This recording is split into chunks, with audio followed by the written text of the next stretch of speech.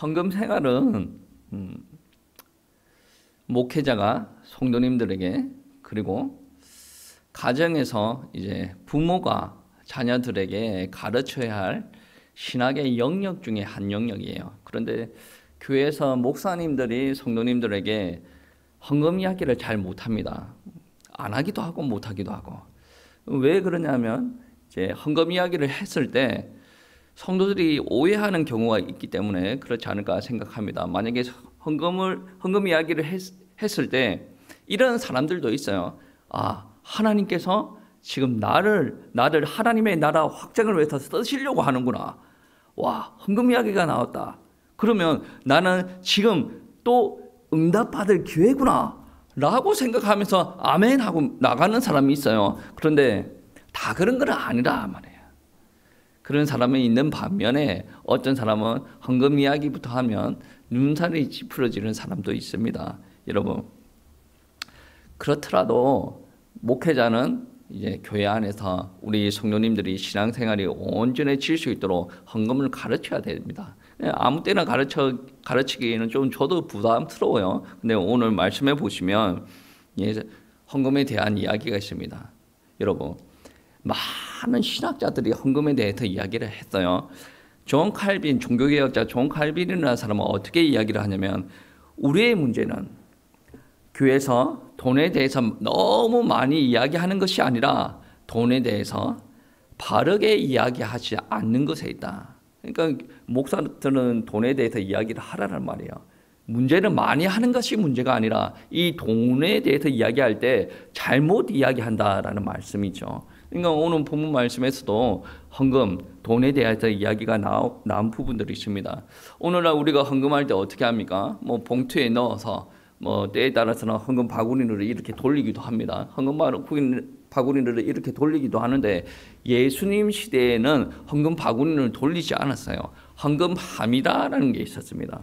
예배 드릴 때 헌금함에 돈을 넣고 예배를 드리게 된 거예요. 그러면 헌금함의 위치가 어떻게 되냐면 성전 제일 바깥 부분에 뭐가 있냐면 이방인의 뜰이 있습니다. 이방인의 뜰, 이름 안에서도 느껴지지 않습니까? 이방인의 뜰, 성전이지만 이방인들이 유대인의 성전임에도 불구하고 이방인들이 들어올 수가 있었다. 그리고 여기서는 이방인들이 이렇게 교제 나누는 공간이에요. 그리고 미문이라고 들어보셨죠? 아름다운 문이라는 뜻을 가지고 있는 미문을 지나고 나면 이제 여인들의 뜰이 있습니다. 이 미문을 지날 때 이제 이방인들은 못 들어오는 거죠. 유대인들이 들어오는 거예요. 유대인들이 여인들의 뜰에 보면 이제 유대인들 중에 여인들이 여기서 교제 나누고 이렇게 하는 거예요. 여인의 뜰을 지나고 나면 어떤 일이 있냐면 이제 유대인들 중에 여인들도 못 들어오는 유대인들 남자들만 들어갈 수 있는 어떻게 표현하면 이스라엘의 뜰이라고 표현해요. 그 이스라엘의 뜻이 있고 또 한 단계 더 들어가면 이제 성소와 지성소가 있는 제사 드리는 이제 그런 제사장의 뜰이 있습니다. 그러면 헌금함이 어디에 있겠습니까? 오늘 본문 말씀해 보시면 분명히 여자가 헌금을 했다라고 하지 않습니까? 그러면 남자들의 뜰에 그 헌금함이 있으면 헌금 못 하는 거지 않습니까? 제사장의 뜰에 있으면 헌금 못 해요. 어디 있냐면 이방인의 뜰을 살짝 지나고 보면 이제 여인의 뜰이 있지 않습니까? 그 여인의 뜰 거기에 바로 헌금함이 있었다라고 이야기를 합니다. 여러분, 어떻게 보면 신앙 차원에서 감독을 하기도 하지만 이게 헌금함을 감독하는 율법사, 바리새인들, 제사장들이 있어요. 그러면 이 사람들이 신앙생활 차원, 감독 차원에서 이렇게 지켜보고 있었다고 하는데 내는 사람의 입장에서는 참으로 불편했을 거다라는 생각이 듭니다. 여러분, 이런 감독관들이 있었고 그 주변에 이제 예수님께서 지켜보신 거예요. 부자들도 헌금하고 다른 사람들 헌금하고 그 이방인의 뜰에서 미문을 지나서 여인들 뜰 그리고 저 안에 들어가는 걸 사람들이 왔다 갔다 하는 걸 다 지켜보고 있었어요. 그런데 오늘 본문 말씀은 헌금함 중심으로 예수님께서 지켜보고 계셨던 겁니다. 41절 말씀에 보시면 그런 말씀이죠. 예수께서 헌금함을 대하여 앉으사 무리가 어떻게 헌금함에 돈을 넣는가 보실세 여러 부자는 많이 넣는데 라고 표현을 하고 있죠. 여기서 오늘 41절 말씀에 보실세라는, 어떻게 헌금함에 돈을 넣는가를 보실세라는 말이죠. 이 한글 표현에서는 잘 드러나지 않는데, 여기 보실세라는 말은 한 번 봤다라는 부분들이 아닙니다. 여러 번 지속적으로 계속 봤다라는 거예요. 그러니까 이 사람이 넣고 지나가는 거, 저 사람이 넣고 지나가는 거, 계속 넣고 가고 그거를 계속 지켜보고 있었다는 거예요. 그러니까 계속 헌금함 주변에서 그렇게 넣는 것을 지켜보고 있었다라는 겁니다. 그렇게 지켜보고 있는 중에 한 여인이 등장합니다. 42절 말씀해 보시면, 한 가난한 과부는 와서 2렙돈 곧 한 꼬드란트를 넣은지라 라고 표현하고 있죠. 그러니까 예수님께서 많은 사람들이 넣고 지나가고 하는데, 그 중에서는 허름한 옷을 입은 가난한 여인이 헌금함에 돈 넣는 것을 보았다라는 거예요. 여러분, 오늘 본문 말씀에 그 여인은 가난하였다, 경제적으로 고통을 받고 있었고, 그리고 게다가 과부였다. 그러니까 육신적으로 고통, 경제적으로 어려울 때 오는 심적인 고통이 있어요. 그런데 과부지 않습니까? 그러니까 심적으로 외로움의 고통도 같이 가지고 있었던 그녀가 헌금함에 돈을 넣고 있을 때 예수님께서 반응하기 시작하였다. 그러니까 부자들이 헌금함에 돈을 많이 넣고 있을 때도 지나가네 예수님께서 그렇게 하셨는데, 가난한 여인이 돈을 넣고 있을 때 예수님께서 흥분을 하였다는 거예요. 아마 가슴이 설레도록 뛰지 않았을까? 그리고 그 여인의 상황을 아시고 그 여인이 넣는 돈의 액수도 아시는 그 예수님께서 눈물을 흘리지 않았을까? 그런 생각이 듭니다. 저도 목회자로 이렇게 있다 보면 예수님만큼 눈물을 많은 사람이 아닌데, 어려운 중에 하나님 앞에 헌신하려고 하는 사람들 보면 안타까워요. 하지 말라고 이야기하고 싶지만 그거는 제가 손댈 영역이 아니니까 기도를 하는데, 어려운 중에 하나님 앞에 계속 무언가를 하려고 하는 사람들 보면 정말 안타까워요.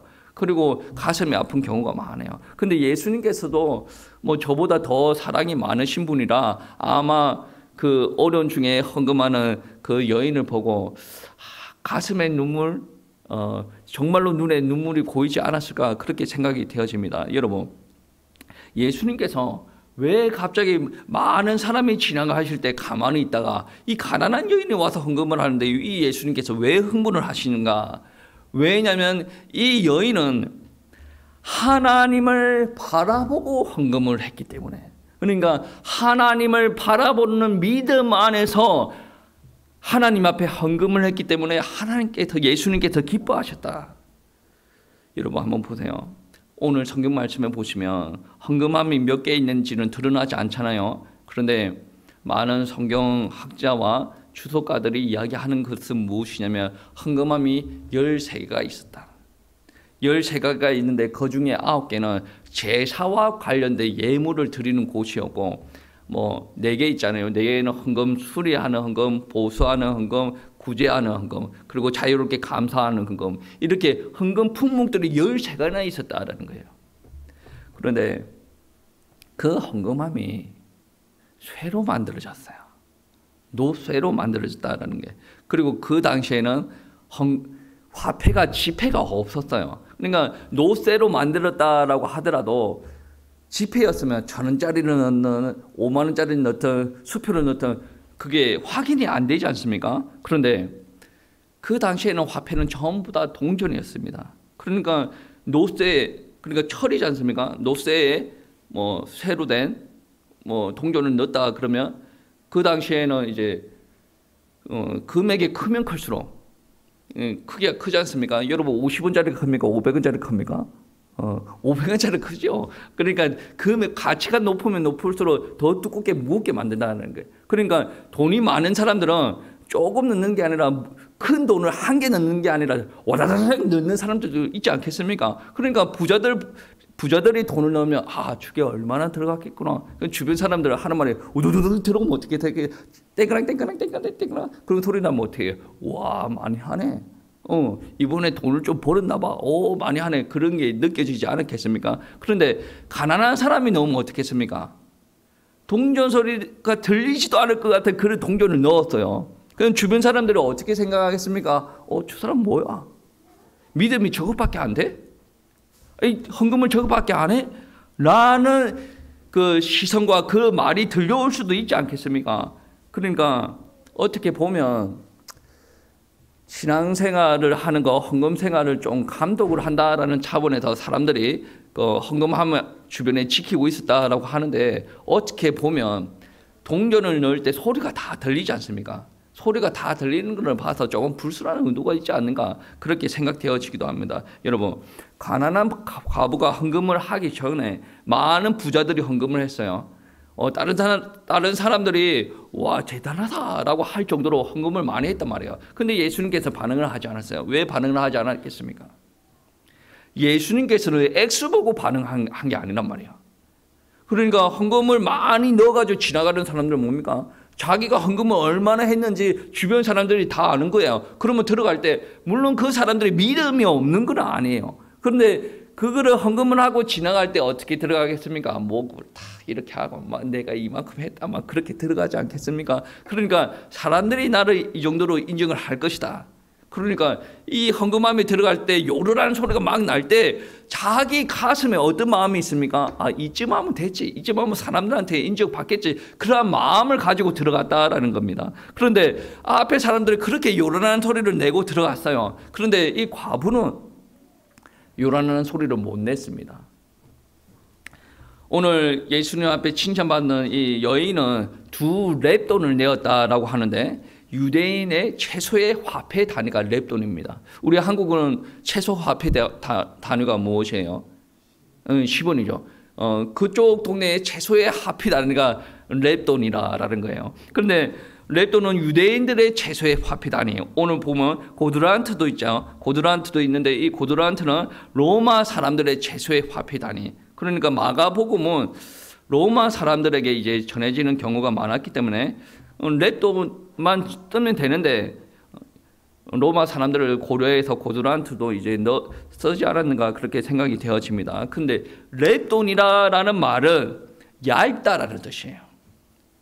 그만큼 화폐의 가치가 작기 때문에 쇠 같은 거를 조금 넣어서 엄청나게 10원, 5원 막 그렇게 만들었다라는 말인데, 렙돈은 얇다라는 뜻을 가지고 있고 실제로 엄청나게 얇았어요. 그리고 그것을 노쇠 헌금함에 집어넣었을 때 거의 소리가 안 들릴 정도였다라는 겁니다. 여러분, 만약에 이 여인이 사람을 의식 많이 했다면 이 헌금을 넣을 수가 있었겠습니까? 의식 자체를 안 한다는 것은 말이 안 되어지죠. 왜 그러냐? 앞에 들어가는 사람들은 뭐 땡그랑 하고 들어왔어요. 근데 자기가 넣을 때는 소리가 거의 안 들려. 그래서 사람들이 다 쳐다보겠죠. 사람들을 의식하지 않는다라는 것은 말이 되어지지 않습니다. 그런데 그 사람들의 시선을 극복하고 오히려 더 하나님 앞에 떳떳할 수 있는 그런 믿음 가지고 하나님 앞에 헌금을 듣고 들어갔다라는 거예요. 그녀한테는 사람의 시선도 중요하지만 그것보다 더 중요한 게 무엇이냐면, 내가 이때까지 살아올 수 있었던 것은 누구 때문이냐? 하나님 때문이다. 내 삶의 주인은 하나님이시고 그분이 나한테 은혜 주셨다. 그래서 나는 여기까지 살아왔다. 나는 너무나도 하나님의 은혜와 인도가 감격스럽다. 그래서 나는 이렇게 감사함으로 헌금을 드릴 수가 있다. 그래서 아주 적은 돈이지만 믿음을 가지고 당당하게 헌금함에 돈을 넣을 수가 있었다.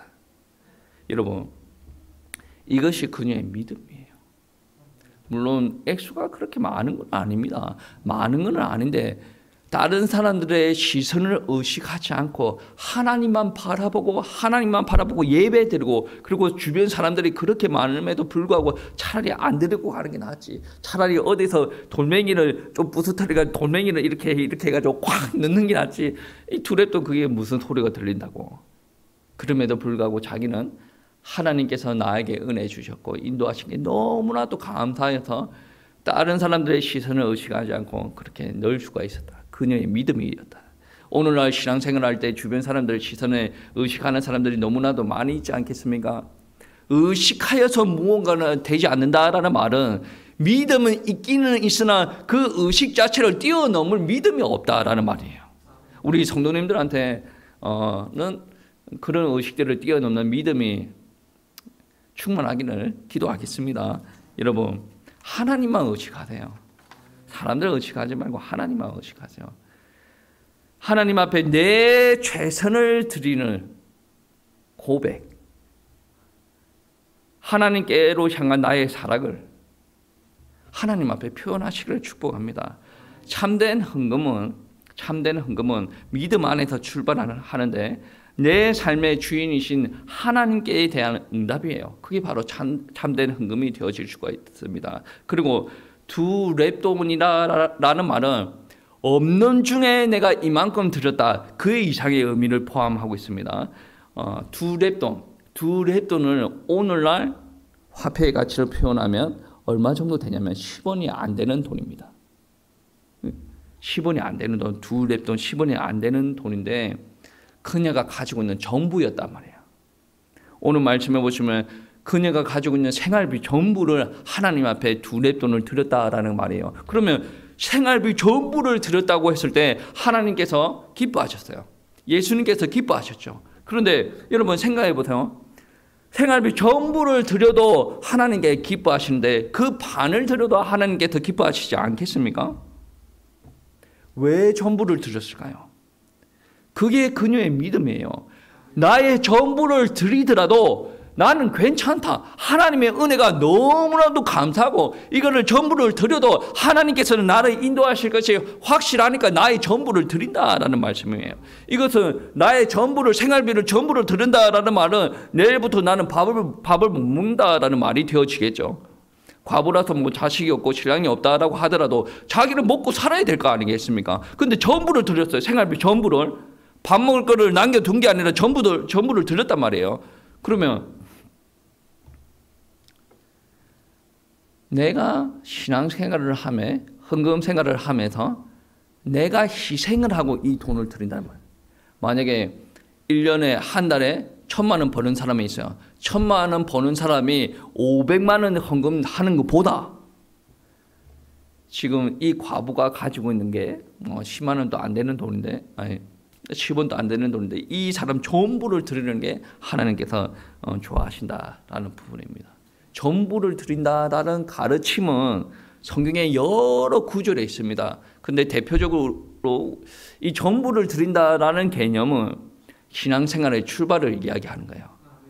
우리가 대표적으로 신앙생활의 출발, 헌금생활의 출발을 이야기할 때 어떤 헌금을 두고 이야기를 하냐면 11조를 두고 이야기를 합니다. 우리가 11조를 다 가지고 있을 때 하나님께서 허락하신 경제, 이 안에서 10의 1을 떼서 하나님 앞에 드리죠. 그러면 10의 9는 내 겁니까?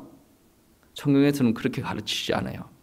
10의 1도 하나님 거고 10의 9도 하나님 거고, 그러니까 10의 1을 드린 사람들은 10의 1을 드렸으니까 이제 나는 헌금생활 끝났다라는 것이 아니라 10의 1을 드릴지라도 나는 어떤 마음을 품고 있냐면 이 나머지 이 10의 9 이것도 하나님의 것이다. 이거 가지고 나는 살아간다.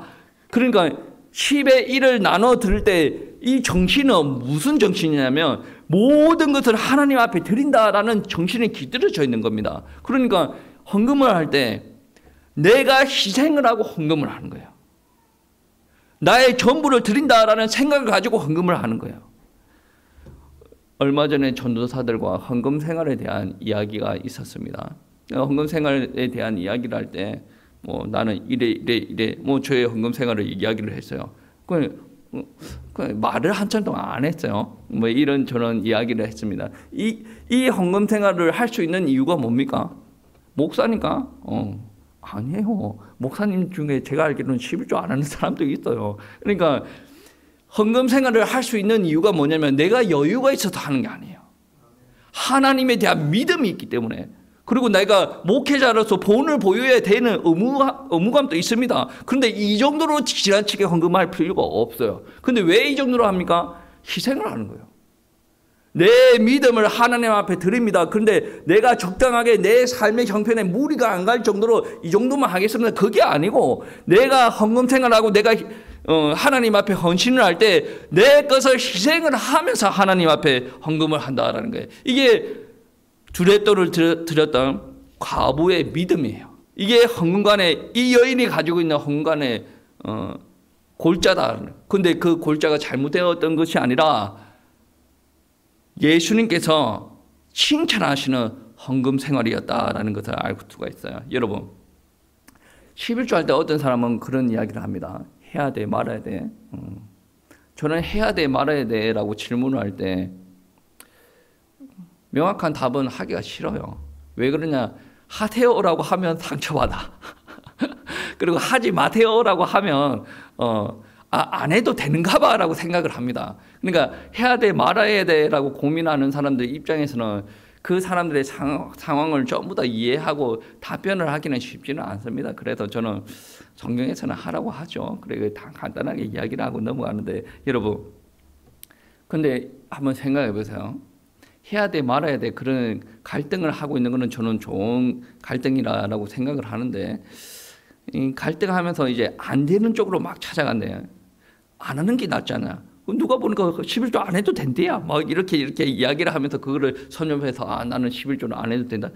여기서 혹여나 이 설교를 듣고 마음을 힘들어하지 마세요. 저는 있는 그대로 일단 가르치는 거니까.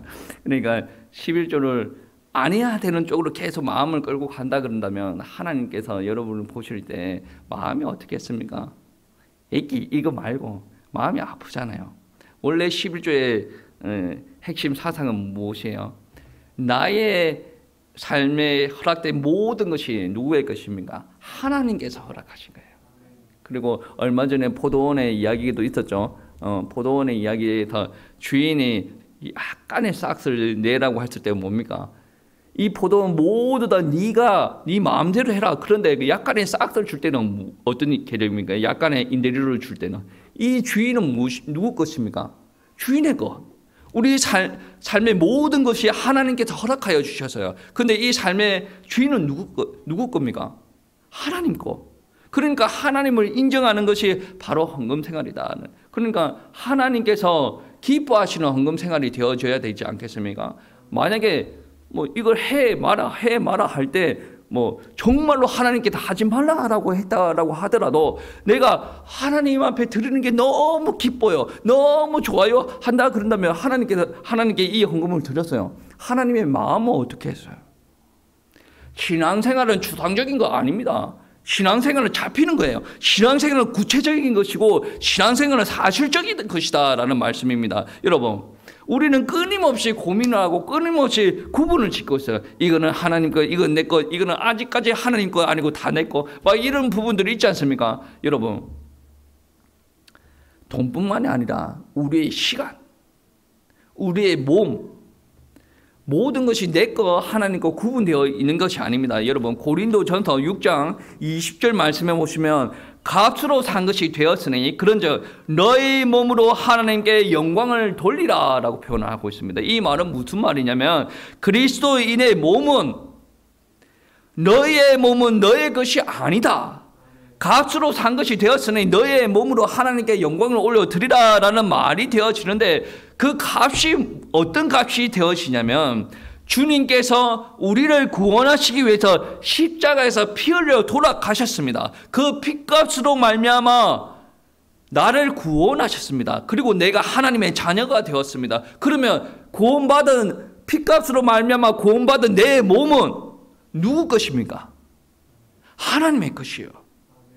그러면 이 구원받은 내 몸 중에 10분의 1만 하나님의 것이 되는 것이 아니라 100% 이게 하나님의 것이 되어진다라는 거예요. 우리는 그러면 누구를 위해서 살아야 됩니까? 하나님을 위해서 살아야 돼요. 내 인생의 판단을 할 때 가장 좋은 판단은 무엇입니까? 하나님께서 기뻐하시는 판단이 가장 기쁜 판단이에요. 옆에 사람들이 아무리 뭐라고 이야기할지라도 내가 하는 행동이 하나님 앞에 기쁨이 되어진다 그러면 기쁨으로 행하는 게 하나님 앞에 구원받은 하나님의 자녀들의 모습이 되어진다라는 거예요. 왜 그러냐면, 왜 100%가 되어져야 되냐면 하나님께서는 우리를 구원하시기 위해서 전부를 드렸습니다. 전부 누구를 드렸습니까? 하나밖에 없는 아들을 드렸다라는 거예요. 여러분 한번 생각해 보세요. 예수 그리스도께서 하나님께서 보내신 하나님의 아들이시라면 그 하나님의 아들이신 예수 그리스도께서 참으로 나를 위해서 십자가에서 자신의 물과 모든 피를 쏟으시면서까지 나를 구원하여 주셨다라고 한다면 내가 그분의 섬김에 있어서 그분을 믿음에 있어서 어떠한 희생도 감당하는 것이 가능하지 않겠습니까? 내가 개인적으로 나를 우선시하는 신앙인이 아니라 정말로 하나님께서 나를 구원하셨고 나를 구원하시기 위해서 예수님께서 십자가에서 죽으셨다라는 것이 인정이 되어진다면 우리가 신앙생활을 할 때에 나를 우선적으로 생각할 수가 없어요. 주님의 부르심, 주님의 계획, 주님께서 기뻐하시는 것, 그게 최우선적으로 되어져야 된다. 우리가 신앙생활 할 때 우리 계획을 먼저 생각해요. 내 생각, 내 감정, 내가 가지고 있는 거 없는 거, 이거 가장 먼저 생각합니다. 이거는 순서가 틀렸습니다. 여러분, 이러한 선택을 함에 있어서 믿음이 필요합니다. 두 렙돈을 드린 여인은 두 렙돈을 드릴 때 자기의 생계를 포기를 하고 그런 게 희생을 감당하고 두 렙돈을 드렸어요. 그리고 두 렙돈을 자기가 있는 중에 얼마를 떼어서 드린 게 아니라 있는 모든의 돈을 드렸단 말이에요. 나한테 있는 100%를 드렸다. 근데 참 우리 예수님께서 재미나신 분이에요. 예수님께서는 그녀의 상황을 바라보고 가슴도 아파하셨을 텐데 그 여인을 말리지 않습니다. 왜 말리지 않습니까? 그의 믿음이 하나님께로 향해서 상달되어지고 있기 때문에 예수님께서는 거기서 어떻게 저렇게 이야기하지 않고 칭찬을 하시는 예수님이었다라는 거예요. 여러분, 제가 예전에도 말씀드렸지만 존 웨슬리라는 부흥사가 있었어요. 이 사람이 하는 말이 돈에 대해서, 헌금에 대해서 나는 주머니가 회개하지 않는 사람의 회개는 믿을 수가 없다. 강한 말인데 그분은 봉사기 때문에 강하게 말을 던지는 거예요. 나는 주머니가 회개하지 않는 사람의 회개를 믿을 수가 없다. 그러니까 온전한 주머니가 회개하지 않는 사람들의 회개를 믿을 수가 없다. 그리고 온전한 회개가 되어졌다 그런다면 주머니까지 회개가 되어졌다라는 말이 되어집니다. 그러니까 다르게 이야기를 하면 돈의 씀씀이를 알면 그 사람에 대해서 알 수가 있어요. 여러분 주변에 뭐 돈만 생기면 빽 사는 사람들이 있지 않습니까? 그 사람 생각이 그렇다는 거예요. 어떤 사람은 돈만 있으면 주식에 투자하는 사람은 그 사람 생각이 그렇다는 거예요. 어떤 사람은 돈만 생기면 선교사님들한테 보내는 그 사람 생각이 그렇다는 거예요. 여러분, 복음을 듣고 회개하고 예수 그리스도를 영접하여서 새 사람이 되었다면 제일 먼저 변화가 일어나는 삶의 영역 중에 하나가 무엇이냐면 돈의 사용처라는 거예요. 그래서 헌금 생활을 바라보면 저 사람이 믿음 생활을 어떻게 하고 있는가에 대해서 짐작을 할 수가 있다는 거예요. 여러분, 헌금은 신앙생활의 척도가 되어질 수가 있다. 물론 오늘 말씀처럼 이제 헌금함에 많은 돈을 넣고 지나가는 그 부자들의 모습들을 바라보면 그 많이 넣었기 때문에 우리가 믿음이 좋다라고 판단하기 힘듭니다. 그러나 이 가난한 과부의 모습들을 한번 보세요. 그 가난한 과부의 모습을 보면 정말로 신앙생활의 척도가 되어지는 게 헌금이에요. 액수를 말하는 게 아니라 그 사람이 가지고 있는 전부를 넣었어요. 그리고 전부를 넣을 때 그녀는 자기가 살아가면서 주님을 위해서 드리는 헌금에 희생을 치렀다는 거예요.